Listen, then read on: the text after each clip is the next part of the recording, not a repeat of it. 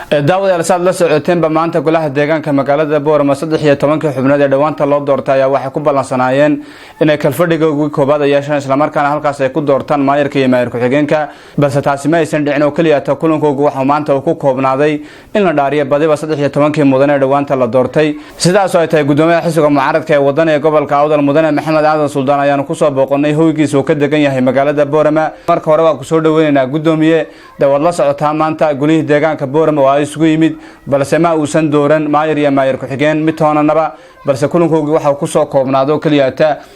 in la dhaariyo sidee adiga ka xisbi ahaan maadaama aad tahay gudoomiyaha xisbiga mucaaradka wadaniga gobolka Awdal sidee ay kula muuqataa kulankii maanta waa maasantiin saxaafadda madaxa banaan ay soo booqatay maanta horta waxay daar xildhibaanka golaha deegaanka ee doorashada ka soo baxay sharciyan horta waa in la dhaariyo isdoorashadu waa another option kale waa mowduuc kale doorashadu way imanaysaa laakiin maanta wixii lagu balansanaa dhaar bay ahayd anu sida ogaalkay xogaalkan u ahaa dhaar bay ahayd election ka gudoomiyahan anu moogin gudoomiye waad la soconaa xisbiga mucaaradka wadani aad ka tirsan tahay saraakiishoogi sarsare oo kamid yahay murashax madaxweyne xigeenka xisbiga mucaaradka ambassador Maxamed Cali ayaa hadlay xilli dambe oo doorkiya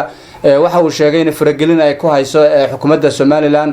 arinta doorashada maayirka iyo maayir ku-xigeenka 5 sano soo socota ee hogaaminaya degmada Boorama adiguna waa adiga sheegaya in aanan maanta isdoorasho aan loo balansanayn balse loo balansanaa oo kaliya in golaha deegaanku ay dhaartii dastuuriga ay maraan soo uma muuqato in arinta xisbiga mucaaradka wadani aad ku kala aragtay duwan tihiin kalfadhigii golaha deegaanka Boorama maanta uu yeeshay horta waxaan kuu sheegayaa markaad su'aashay weydiinayso waxaad leedahay gudoomiyaha gobolka adiga waraysi kale madax xisbiga kamid yahay ay bixisana waad sheegtay anu xalay toole waxaan wada xidhnay gudoomiyaha maxkamadda garsoorayaashiisa waxaan ku ballansanayn maanta 9 in la dhaariyo xildhibaanada wax electiona oo aan ogeyn oo ay nagu soo wargeliyeen ma jirin haddii election jirayo xisbiga wadani waxba kama xuma teamkii xisbiga wadani uga qayb gali lahaa tartanka golaha deegaanka haday tahay mayor iyo haday tahay ku-xigeen labaduba waa joogan laakiin aragtida fikir ahaaneed hadaad isagana soo wareysato dad wareysi weydiisay waa lagu kala duwanaan karaa anu ka gudoomiyahanka gobol ahaan wixii aan ogaa baan ku sheegayaa sida waxaayeen waxaad ku qanacsan tahay kulankii maanta hanaankii u dhacay anu waxaan aaminsanahay haday maanta tahay iyo haday maalin kale tahayba kulli doorasho waa lama huraan doorasho waa lama huraan mana arkaya anigu ilaa imka wadani wax ka xun ma arkayo dawad la socotaa tartanka maayirnimada magaalada Boorama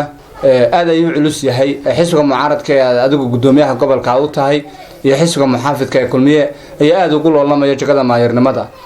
adiga ka xisbi ahaan sidee kula muuqataa loolanka labada xisbi u dhaxeeya xisbiga aad ka tirsan tahay iyo xisbiga tada dalka ee kulmiye wax cusub ma tartanku wax cusub kuma jiro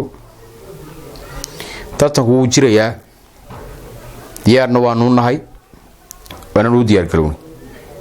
waana la gali doonaa guusha iyo calafkuna cid bay raacin doontaa waxaan se anigu aaminsanahay dhankayga hubaal daawadalkaasina waxa uu ahaa gudoomiyaha xisbiga mucaaradka ee wadaniga gobolka Awdal Mudane Maxamed Aadan Suldaan oo hoygiisa ka degan yahay magaalada Boorama nooga waramayay sida uu arko kalfadhigiisa ka yeesheen mudanayaasha golaha deegaanka cusub ee magaalada Boorama dhawaanta loo doortay wixii warar ay ku saabsan doorashada maayirka magaalada Boorama aad loo wada sugayo halkan ayaad kala socon doontaa hadii Allah wada loo ogolaado